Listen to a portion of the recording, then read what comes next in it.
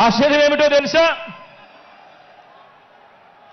ఇప్పుడు చంద్రబాబు నాయుడు గారు ముగ్గురితో కలిసి పొత్తు అని అంటా ఉన్నాడు. 3 పార్టీలతో పొత్తు అని అంటా ఉన్నాడు. ఈ ముగ్గురు కలిసి 2014లో ఇలానే పొత్తుగా ఏర్పడి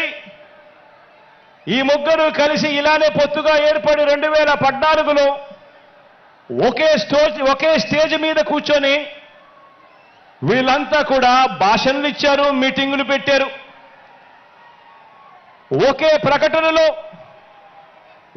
ప్రకటనలో ఇలా ముగ్గురు ఫోటోలు వేసి ఒకే ప్రకటనలో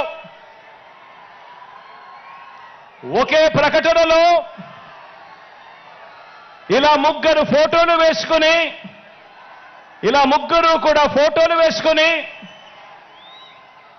చంద్రబాబు నాయుడు గారి సంతకం పెట్టి ఇంటింటికి ఈ పాంఫ్లెట్ను పంపించాడు.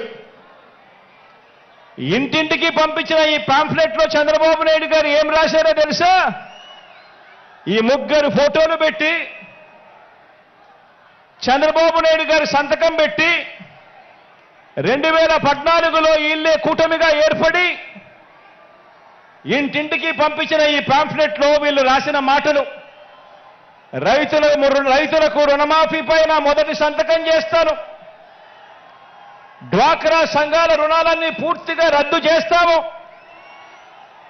మహిళల రక్షణకు ఉమెన్ ప్రొటెక్షన్ ఫోర్స్ ఏర్పాటు చేస్తాము, ఆడబిడ్డ పుట్టిన వెంటనే మహాలక్ష్మి పథకం కింద 25,000 రూపాయలు బ్యాంకు అకౌంట్లో డిపాజిట్ చేస్తాము, ఇంటింటికి ఒక ఉద్యోగం ఇవ్వలేకపోతే ఉపాధి ఉద్యోగం వచ్చేదాకా నెల 2,000 రూపాయలు నిరుద్యోగ భృతిగా ఇస్తాము, 10,000 కోట్లతో బీసీ సప్లాను,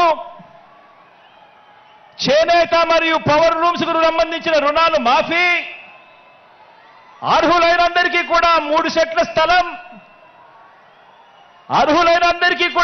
సెంట్ల స్థలం, పక్కా గృహాలు మంజూరు చేస్తాము, రాష్ట్రాన్ని సింగపూర్గా మించి అభివృద్ధి చేస్తాము, ప్రతి నగరంలో హైటెక్ సిటీ నిర్మిస్తాము.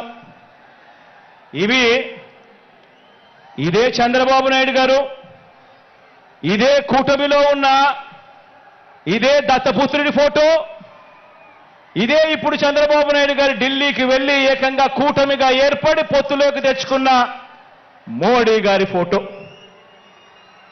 వీళ్ళు ముగ్గురు కలిసి చంద్రబాబు నాయుడు గారు సంతకం పెట్టి ఈ ప్రతి పాంఫ్లెట్ను కూడా ప్రతి ఇంటికి చంద్రబాబు నాయుడు గారు పంపించాడు.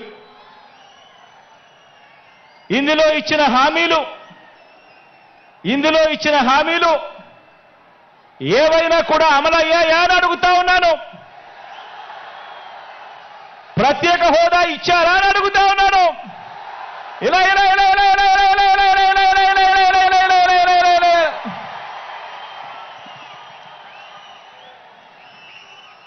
మరి ఇవి గతంలో చేయకుండా మరి పొత్తులో వీళ్ళంతా కూడా భాగమై ఈ మాదిరిగా మీటింగులు పెట్టి మేనిఫెస్టో అని చెప్పి మేనిఫెస్టోలో ఇవన్నీ పెట్టి పాంఫ్లెట్లుగా ఇవన్నీ చేసి ఏకంగా చంద్రబాబు నాయుడు గారు సంతకం పెట్టి ప్రతి ఇంటికి కూడా ఈ మాదిరిగా పంపించి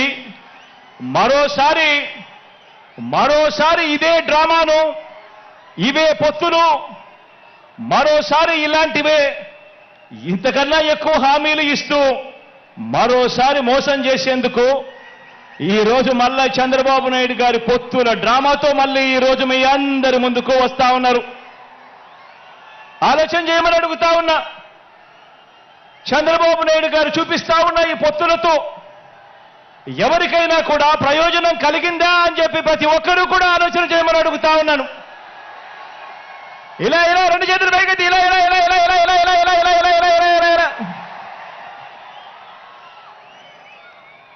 ప్రజలకు ఏ ఒక్కరూ కూడా మంచి చేయకపోగా ప్రజలకు మంచి చేసిన జగన్ను టార్గెట్ చేయడానికి మాత్రమే వీళ్ళది ఏకైక ఎజెండా ఈరోజు కనిపిస్తా ఉంది.